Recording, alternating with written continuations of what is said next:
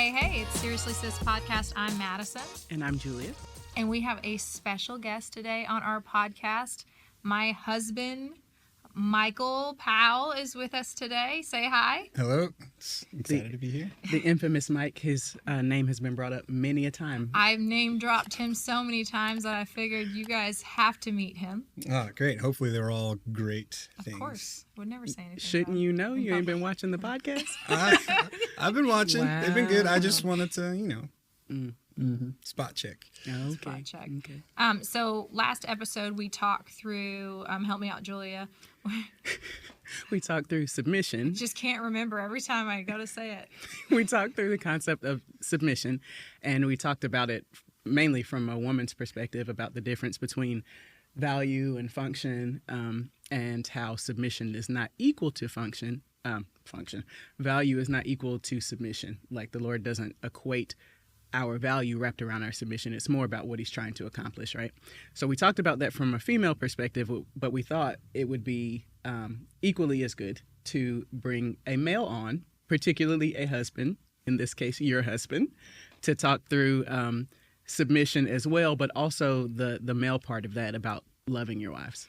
And so just full disclaimer, he has not seen any of the previous episodes, so he has no idea what we talked through. So this is going to be fun because let's see if our stories add up. That's all I got to say. Yep. Going in real blind on this one. No, I think it's a great topic, especially as a man, learning what submission really means through God's eyes, not through what our culture says. I think growing up, I really understood submission as there was a leader, one person in charge, and one person that just did everything that was asked of them, no questions. And as I learned through Christ, that submission wasn't just blind obedience. It was a partner that amplified what you did together, bringing your family closer to Christ. So submission is something that especially young men are really confused. It does not mean your wife is your slave. It means that she is your partner. God has given you somebody in your life, blessed you with somebody to amplify your giftings, your ability, to help ease some of the burdens that you go through in life, your life partner. And see, I thought you'd be good. And it's a good thing. So I just think in our culture, men are confused that submission means I get to speak to you in authority without understanding the obedience to God that I'm supposed to have with the position I've been given. Oh, man. Obedience. Wow. That's a good one. Yeah. You need to say that again for the guys in the back. Obedience to God. And the confusion lies in this. And this is my belief. I think that at times we fully understand that when we get married, I separate from my family, right? My family was who I grew up with. Now I've started my new family, and that's where my responsibility lies. Same thing with Madison. We got married. She is separated from her old family and became into the new.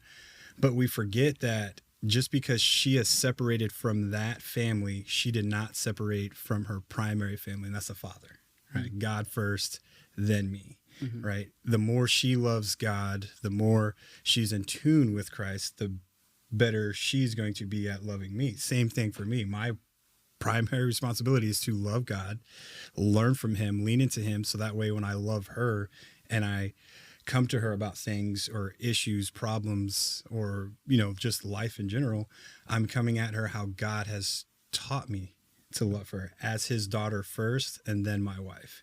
If you think about it like that, it makes things easier. Is it easily done all the time? No. But luckily we get to repent and we get to have post conversations after maybe heated discussions, but nah. I like that you say that because some people, I think they think submission for a wife means that there will never be conflict because I'm always just going to do blindly no matter what he says, that I don't get an opportunity to have an opinion. And that's not, and there is sometimes conflict, but at the end of the day, it's not conflict in a sense that once I started trusting him and I knew that he could lead me, because I feel like at the beginning that's what it came from, is because I wasn't necessarily trusting that he was leading me right. Like, like this isn't right. I don't like the way he's leading me. I don't like the direction this is going. I don't trust.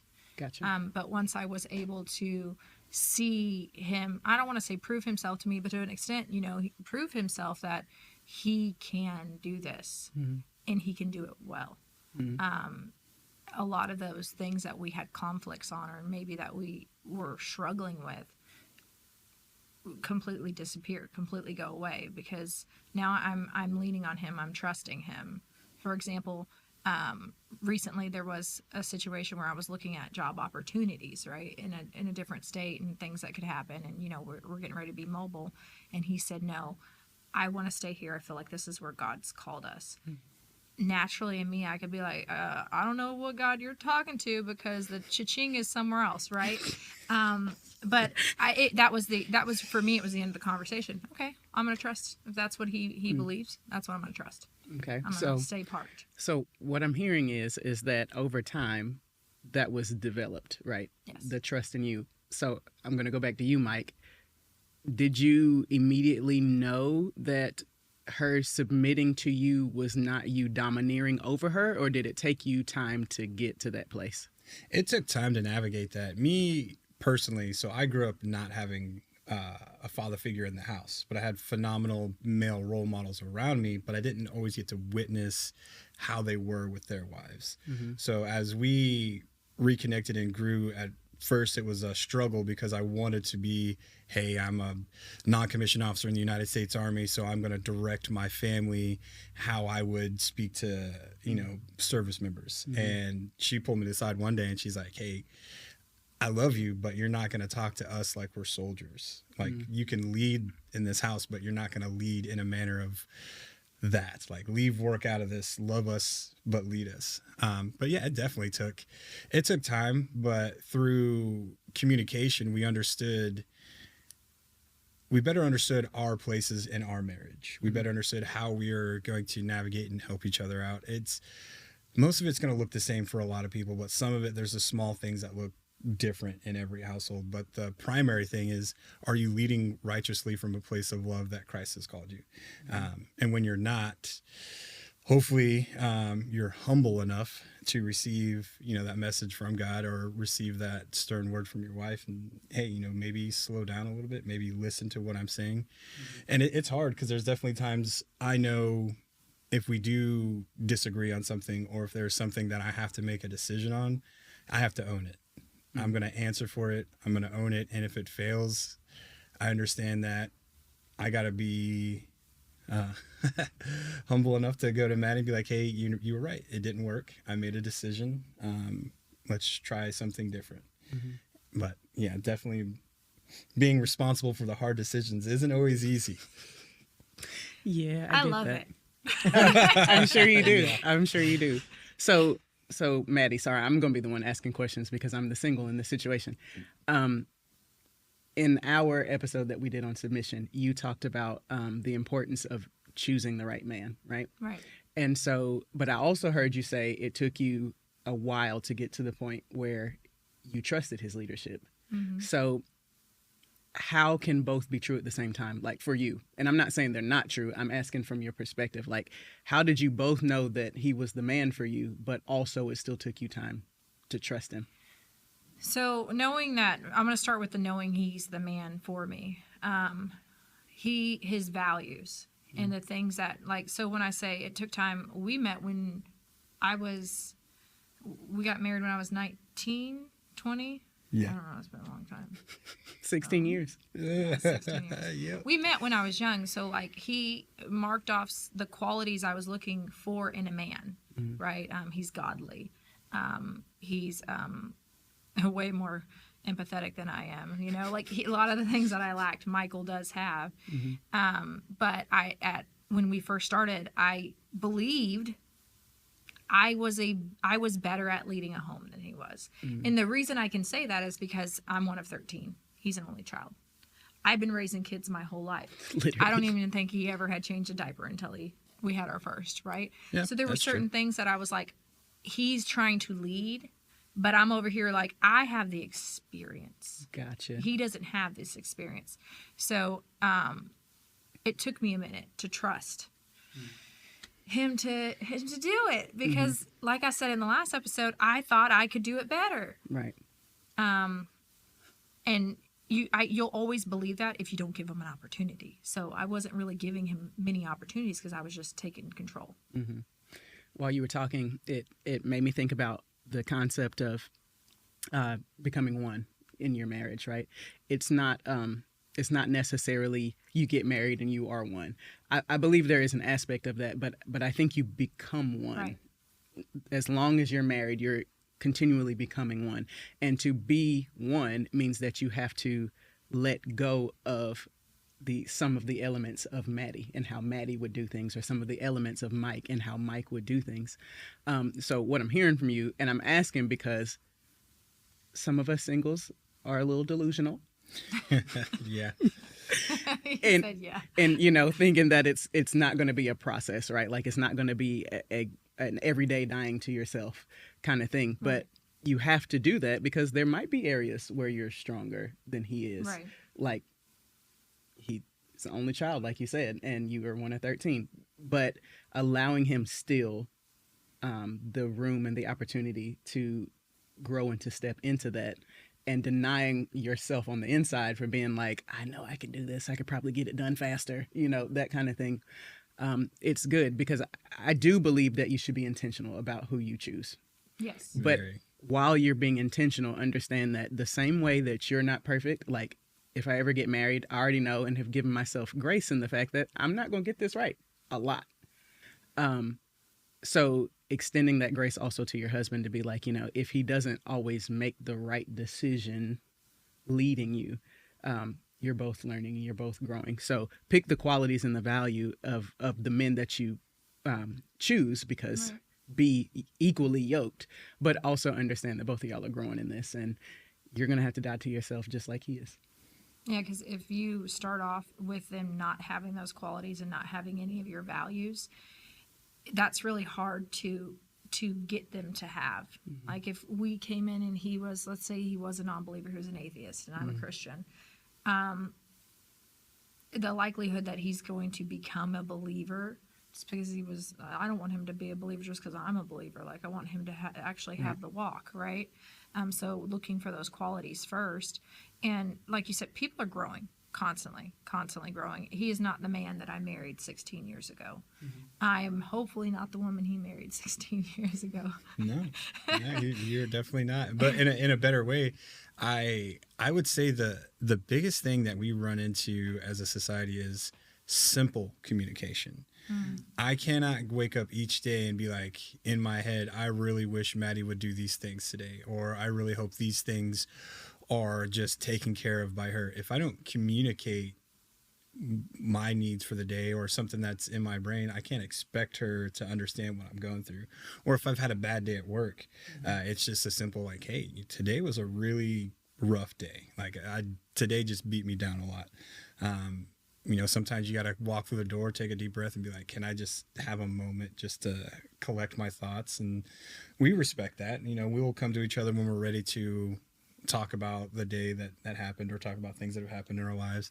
But it's just a simple communication. If you get frustrated because things aren't happening, have you talked about it? Have you tried asking about it? Have you looked at ways that there's compromises that can be made in your differences? Because there's definitely things that we may not agree on. Like I personally don't like having a TV in the bedroom, but I fully understand. She's a busy woman. She likes to relax and watch TV, so that's fine. So I can go in the other room and read until I'm ready to go to bed. And me, if I'm ready to fall asleep and I don't want to watch what she's watching, I'll just snore through the best episodes.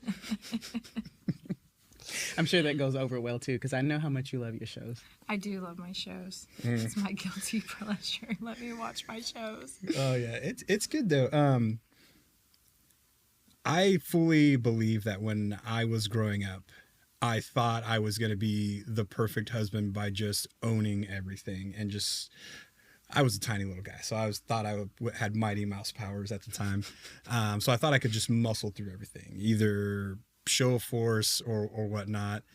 But as I've gotten older, in these 16 years, I've learned that just sitting down and just letting the situation develop, ask questions, not try to just take on everything by myself, because I have a partner. We are one, so I can go to her and get advice for the hard decisions.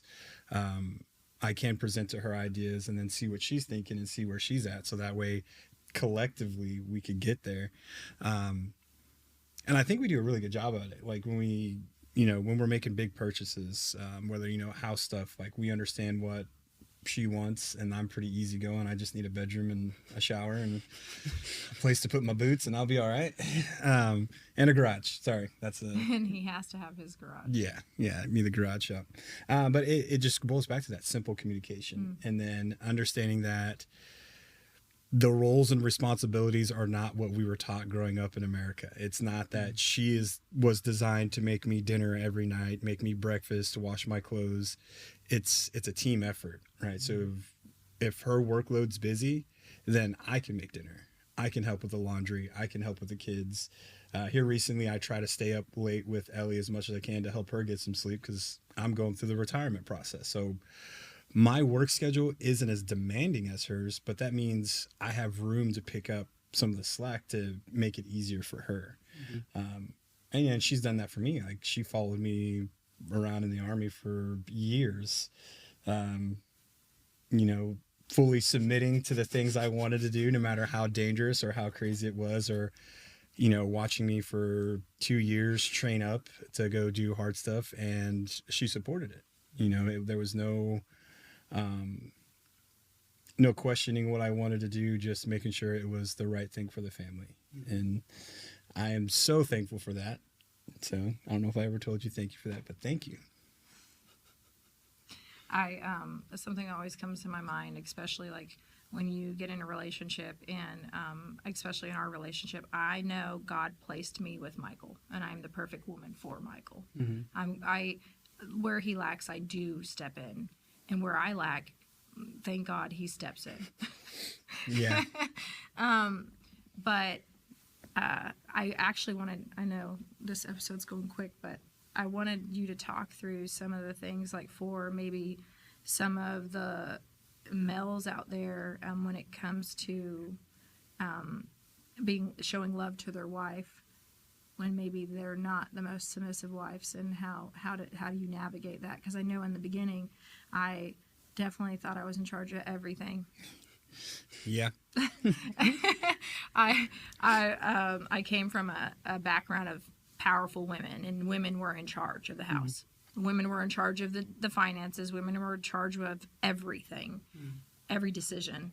My mom rules with an iron fist. She makes those choices, and that's what I grew up around. That's what I knew. So it was a very foreign concept to let him in charge of anything. Yeah. Because again, I believed I could do it better, right? And I'm like, man, it's kind of like when you're teaching your kids to cook. Sometimes it's just easier to do it yourself. Right. It's like, I don't want to deal with that. So like during those times, how did you navigate that as a man when we first, were going through this? I learned to swallow my pride. That was really it. A lot of the times I was like, okay, you know what? I could fight her on this and prove that I can do it better, or try to do it better. But a lot of what it was is I just took a deep breath and was like, you know what? What is the harm in letting her do it her way? It's not going against the kingdom of God. It's not going to be detrimental to the family. It's not immoral. It's just a simple thing that can get done. It doesn't matter how it gets done. It just needs to get done efficiently. And if her way is as efficient or even more efficient than mine, then who am I to call it wrong when I could amplify what she's doing, right? I definitely had a journal a lot. Going to the gym helps, guys. Pick up heavy stuff and put it down. No, if you go into a marriage thinking that every day you're going to be happy and every day you're going to be excited about that person, there's going to be days where you're exhausted with that person. You could be upset and mad. Doesn't mean that you don't love them. You're always going to love them. But that day could just be a day that you're really being tested. And it may not be because the God's testing you. It may not be because the enemy's testing you. It may just be your own flesh is in its feels and you need to get through it. But what has really helped me is just going to the office and journaling, getting out all the junk, and then processing what God's really telling me to do, and just reading the Bible. There's so many times where I just open it up because it's accurate, it's true, it's never gonna lie to you. So every time I open it up and I go to the sections where it's telling me, hey, this is how you need to be as a husband, this is how you need to be for your wife, it has made it so much easier. You just got to let go of the pride, guys. Like, it's that easy. So I have one question that I really don't know how to ask. So I apologize in advance. This might get clipped. I'm going to be the reason why we get canceled. I swear. I would assume like all of that is great, you know, Yeah. and I feel like all of us have to swallow our pride in one way or another, right? But I would assume that there were times early on where she wasn't the easiest to love, and she wanted to make decisions, and you had to put your foot down, for lack of a better way of saying that. Yeah. How did you do that in a way that, I mean, because obviously she came along and started to trust your leadership. So what did that look like for you to make that decision as a husband and say, hey, I hear you, but this is where we're going, but still maintain her respect? I stopped yelling. In the beginning, I just wanted to verbally dominate. And I've learned with my lovely wife, Madison, the louder I get, the louder she can get. And her vocals go into a higher range than mine. And I just learned you cannot try to use harsh words to own a situation. As we've gotten older and matured a lot, I just learned if I need to let it take a second to breathe and then come back and talk about it, then we're going to talk through it. There are definitely things we have to talk through.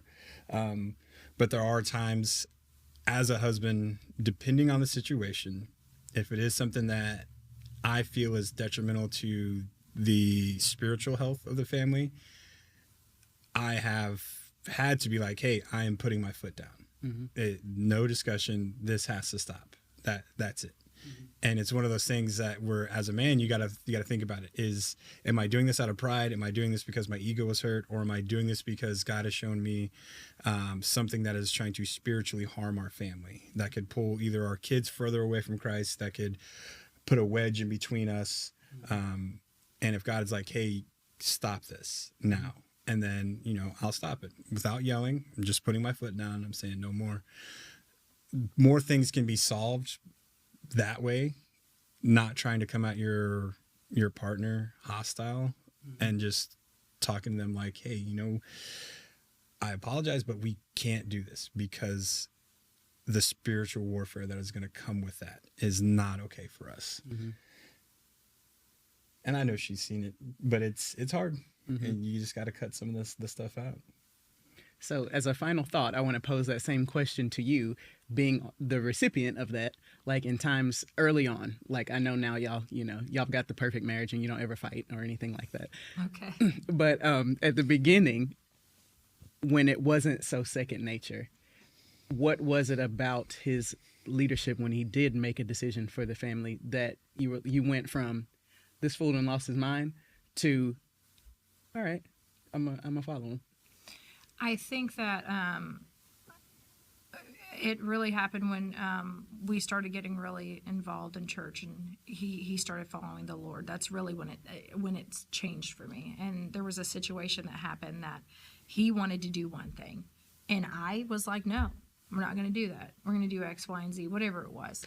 And it ended up imploding, and it was a horrible situation, and it being really bad. And he said to me, from now on, when I put my foot down, when I say no, it's no. And right then I just felt like I felt convicted. I felt like the Lord was, showing to me that there are certain things that this was a mother thing. As a mom, I'm going to have a heart for my kids. I'm going to bend for them. I'm going to maybe do things for them that I shouldn't. Whereas he was sticking on principle and what we should have been doing in that situation. And he bent for me. And at the end, when everything was done, he said to me exactly that. He said, when I say no from now on, it's no. And I felt convicted, and I felt like I felt the Lord telling me that is exactly how it needs to be. And since that's when I started saying, okay, I need to trust his leadership, because me being a soft-hearted mother and not letting him lead my kids can affect their lives forever. Mm-hmm. And I had to trust at that point, that I had to put my hands back and say, you know, I have to let him lead, because I can't. Right. I can't do it without getting the feelings and what they want involved. You know, the kids want this and that and the other, and he's seeing it completely logical. Mm-hmm. I'm not seeing it like that. I'm seeing it like, I don't want their hearts to be broken. I don't want them to be sad. I don't want them to do this, that, and the other. And I think that was a pivotal moment, actually, for our marriage as a whole. Like, for the majority of our marriage, I kept my personal last name. I kept Blish. I was a Blish for a long time, and that happened and whatnot. And that Valentine's, I know it was really important to him. He wanted me to have his last name. He's always wanted me to have his last name. And that Valentine's, it was our anniversary, or was it Valentine's? Yeah.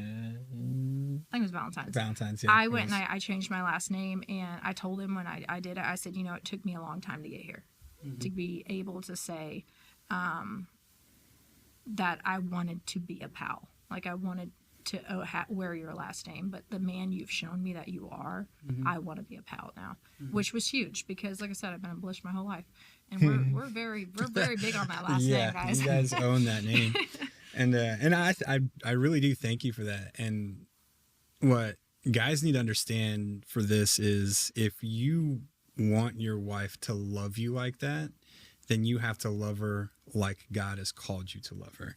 If you're not working to provide for her, you're in sin. If you cannot get up to feed your family, keep them clothed, fight through the hard times to make sure that they're protected, they're still led, you know, to the Father, and they still have food on the table and everything. If you cannot do those things, you got to figure out how you're going to do it. You got to fast, pray, dive into the Word every single day, and let God guide you to being the man you're called to be. Because if you step into a marriage and you cannot provide spiritually, you cannot protect, you cannot lead them, it's going to crumble. How can your wife look at you and be like, I can trust the decisions you're going to make for the family, when she can't even see you bring food home or a little bit of money?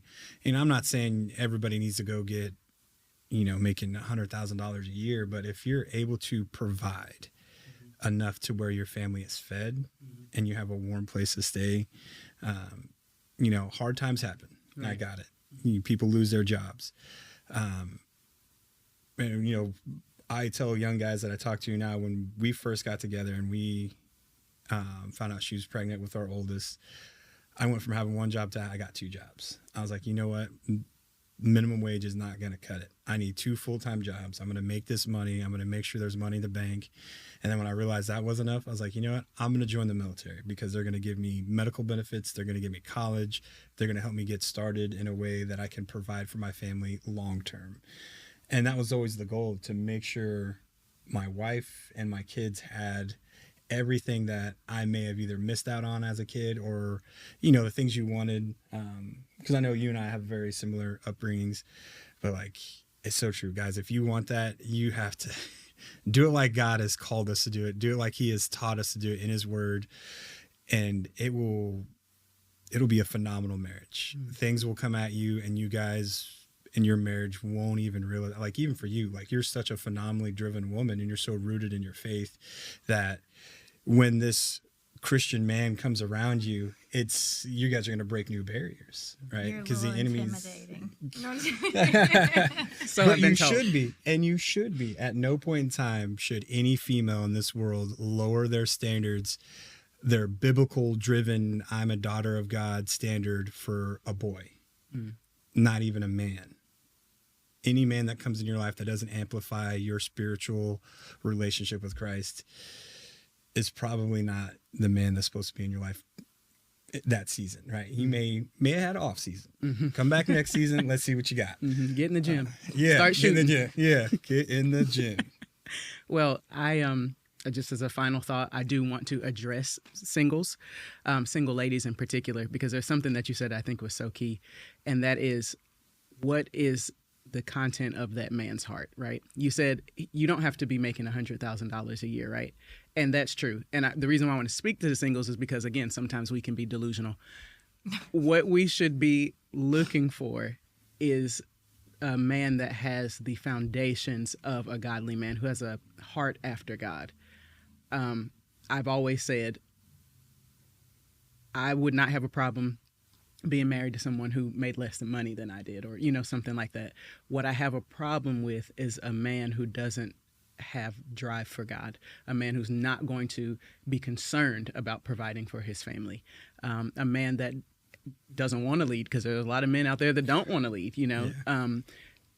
The heart and where he's at is what's most important, because if you get a man who's got a heart that's really after the Father, even if he isn't where he wants to be, he'll get there. And when he has the right wife, the right support, he'll get there faster. Oh, yeah. That is so true. There's been so many times where she has spoke words to me, just simple words, and just the fire ignited in my soul just to be successful was like, all right, she has no idea. She just fueled me for another 100 years. Like I'm going. Mm-hmm. And so, but yeah, it's good stuff. I think that's it. Okay. You guys have anything else? No. I'm taking applications for a husband. No, I'm kidding. Send them to me first. I will be doing the background checks. I'm just kidding. Not taking applications. I mean, I am. Kind of. Sign us out so we can get off of this. All right, guys. That's all we got for you. Until next time. Bye. Bye. Have a good one.